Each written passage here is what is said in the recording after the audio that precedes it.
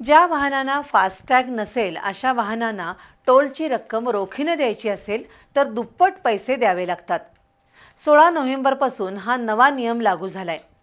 दुसरीकडे फास्टॅग नसलेल्या वाहनांना डिजिटल माध्यमातून पैसे भरण्याची सुविधा सुद्धा उपलब्ध झाली आहे।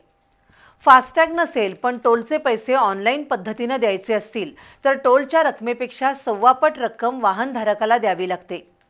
सध्या किणी टोल नाक्यावर रोज सरासरी 60 वाहनं फास्टॅग नसलेली आणि UPI द्वारे टोल देणारी जात आहेत, पण दुप्पट टोल देण्यास कुणीच तयार होत नाही। वास्तविक केंद्र शासनाच्या या नव्या नियमामुळे वाहनधारकांनी फास्टॅग घेणं अपेक्षित आहे। महामार्गावरून जाणाऱ्या वाहनांना टोल देण्यासाठी केंद्र सरकारने फास्टॅग प्रणाली आणली, पण अजूनही अनेक चालक मालक वाहनावर फास्टॅग लावत नाहीत। 16 नोव्हेंबरपासून केंद्र सरकारने नवा नियम आणलाय। त्यानुसार वाहनावर फास्टॅग नसेल तर दुप्पट टोल द्यावा लागेल। त्यातून अनेक टोल नाक्यावर वादावादीचे प्रसंग घडू लागलेत।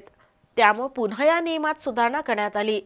ज्या वाहनांवर फास्टॅग नाही पण वाहन चालक UPI किंवा ऑनलाईन पद्धतीने टोलची रक्कम देणार असतील तर त्यांना 25% जादा आकारणी केली जाते।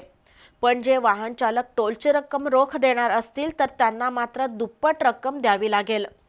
साहजिकच फास्टॅग नसलेले वाहन चालक डिजिटल पेमेंट सिस्टीमद्वारे 1.25 पट टोलची रक्कम देणं पसंत करतायत।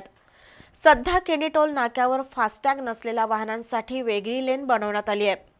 फास्टॅग असणाऱ्या कारला किणी टोल नाक्यावर 65 रुपये टोल द्यावा लागतो, पण फास्टॅग नसेल आणि डिजिटल पेमेंट करायचं असेल तर त्या वाहनाला 81 रुपये 85 पैसे मोजावे लागत आहेत।